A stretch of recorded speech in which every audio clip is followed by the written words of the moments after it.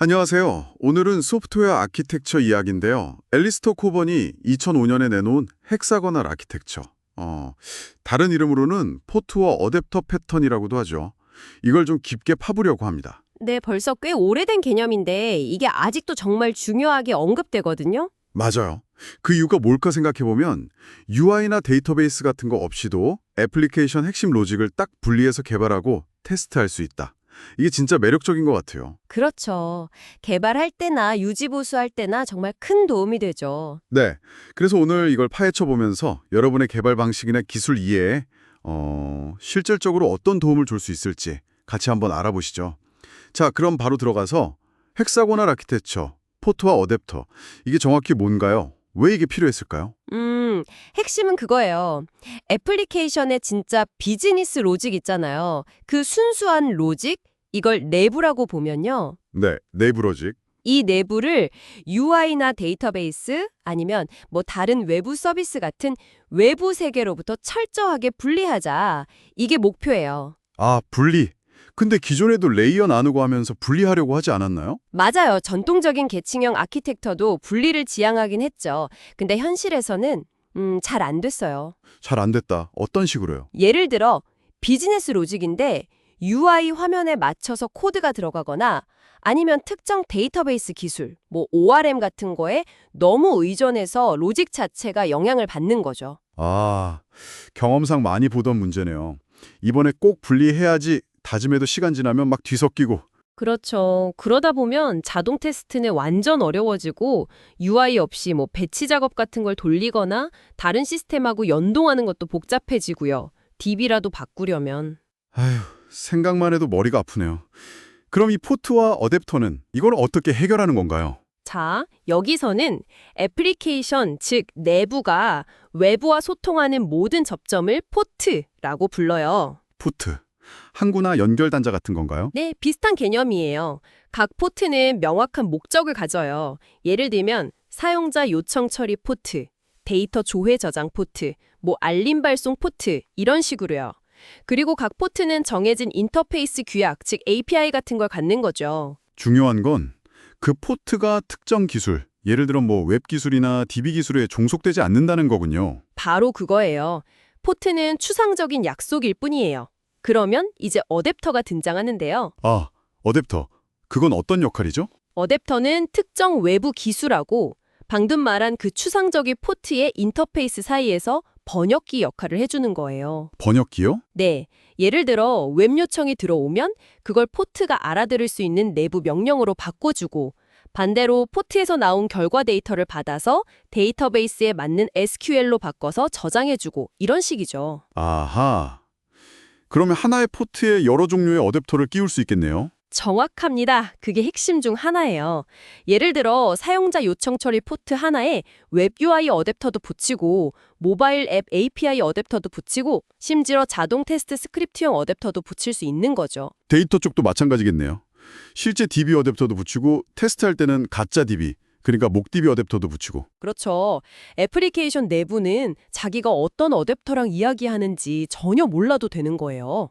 그냥 정해진 포트 규약대로만 소통하면 되니까요. 근데 왜 하필 헥사고날 육각형 모양일까요? 이게 뭐 특별한 의미가 있나요? 6이라는 숫자가 중요한가요? 아, 그건 사실 시각적인 효과예요. 코본도 6이라는 숫자가 중요한 건 아니라고 했고요. 아, 그냥 비유적인 거군요. 네, 기존의 그 위아래로 쌓는 계층 구조 있잖아요. 그런 고정관념에서 좀 벗어나고 싶었던 거죠. 육각형은 면이 여러 개니까 다양한 방향에 여러 포트와 어댑터를 배치할 공간이 있다는 걸 시각적으로 보여주는 거예요. 내부와 외부의 분리, 그리고 모든 포트들이 동등하게 중요하다는 걸 강조하는 느낌이네요. 맞아요. 특히 코번이 강조했던 게 그 대칭성이에요. UI로부터 내부 로직을 보호하는 것만큼이나 데이터베이스 같은 외부 요소로부터도 똑같이 보호해야 한다는 거죠. 은근히 개발자들이 DB는 좀 더 가깝게 생각하는 경향이 있는데 이 구조는 그걸 깨려는 의도도 있어요. 대칭성, 흥미로운 관점이네요. 자, 그럼 이렇게 했을 때 얻는 가장 큰 이점, 뭐가 있을까요? 첫 번째는 뭐니 해도 테스트 용이성입니다. 이건 정말 강조해도 지나치지 않아요. 테스트요? 네, UI나 DB 같은 외부 환경 다 떼어내고 순수한 비즈니스 로직만 완벽하게 격리해서 테스트할 수 있어요. 엄청 빠르고 안정적으로요. 자동 테스트 만들기가 정말 좋아지죠. 오, 그건 정말 큰 장점이네요. 개발 속도에도 영향이 크겠어요. 그렇죠. 두 번째는 유연성과 확장성이에요. 만약에 새로운 인터페이스가 필요하다. 예를 들어 모바일 앱을 추가하거나 다른 서비스랑 연동해야 할 때 기존 핵심 로직은 거의 건드릴 필요 없이 새 어댑터만 딱 추가하면 되는 거예요. 데이터베이스 기술을 바꾸는 것도 훨씬 쉬워지겠네요. 당연하죠. 어댑터만 새로 만들거나 교체하면 되니까요. 마지막 세 번째는 기술 종속성 감소예요. 특정 웹 프레임워크나 라이브러리에 얽매이지 않고 애플리케이션의 핵심 가치를 오랫동안 보존할 수 있게 되죠. 아까 잠깐 코본의 글에 나온 예시, 할인율 계산하는 거 말씀하셨는데 그게 기억나네요. FYT 같은 테스트 도구 어댑터랑 목 데이터베이스 어댑터를 먼저 써서 로직을 다 만들고 검증한 다음에 네네. 나중에 실제 GUI 어댑터나 실제 DB 어댑터를 붙이는 식으로 개발 순서 자체를 되게 유연하게 가져갈 수 있다는 점도 인상 깊었어요. 바로 그겁니다. 그게 개발 과정을 정말 유연하게 만들어주는 핵심이죠.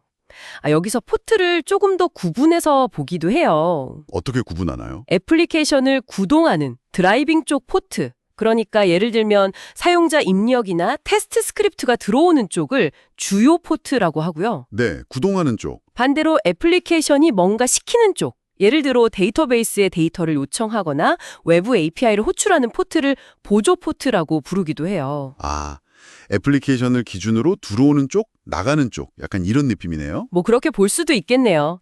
그래서 테스트 시나리오를 짤 때는 보통 주요 포트에는 FYT 같은 테스트 프레임워크 어댑터를 연결하고 보조 포트에는 목객체 어댑터를 연결하는 거죠. 그러면 진짜 외부 의존성 하나도 없이 애플리케이션 로직 전체 흐름을 쫙 검증할 수 있겠군요. 정확합니다. 이렇게 하면 로직 검증이 정말 확실해지죠.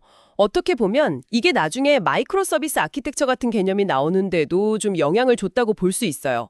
각 서비스의 경계가 마치 하나의 헥사곤처럼 동작한다고 볼 수도 있으니까요. 와, 그렇군요. 자, 그럼 정리를 좀 해볼까요? 헥사고널 아키텍처, 그러니까 포트와 어댑터 패턴은 결국 애플리케이션의 핵심 로직, 그 보물 같은 코드를 외부 환경의 변화로부터 안전하게 지켜주는 방패 같은 거네요. 네, 그렇죠. 외부 환경은 계속 변하니까요. 동시에 테스트나 유지 보수는 쉽게 만들어주고 기술 변화에도 유연하게 대처할 수 있게 해주는 아주 강력한 설계 전략이다. 이렇게 볼 수 있겠네요. 맞습니다. 안정성이 중요한 내부와 변화 가능성이 높은 외부를 효과적으로 분리하고 관리하는 지혜라고 할 수 있죠. 덕분에 우리는 진짜 중요한 비즈니스 가치 구현에 더 집중하면서도 기술 변화의 파도에 좀 더 민첩하게 대응할 수 있는 그런 기반을 마련하게 되는 겁니다. 오늘 이야기를 들으시면서 만약 여러분의 시스템에 이 아키텍처를 적용한다면 포트를 어떤 기준으로 또 몇 개 정도로 정의하는 것이 가장 효과적일까? 이걸 한번 고민해 보시면 어떨까 싶어요. 그거 정말 중요한 포인트네요. 네, 포트를 너무 잘게 나누면 어댑터 만들 일이 너무 많아져서 오히려 복잡해질 수도 있고 반대로 너무 크게 묶어버리면 분리하는 의미가 좀 약해질 수도 있잖아요. 맞아요. 그 경계를 잘 잡는 게 설계의 묘미죠. 어떤 단위로 외부와의 대화 채널, 즉 포트를 정의할 것인가? 이 고민이 여러분 시스템의 유연성과 유지 보수성을 결정하는 아주 중요한 첫걸음이 될 수 있을 겁니다. 네, 오늘 심층 분석은 여기서 마무리하겠습니다. 다음에도 여러분의 지적 호기심을 자극할 흥미로운 주제로 다시 찾아뵙겠습니다. 감사합니다. 감사합니다.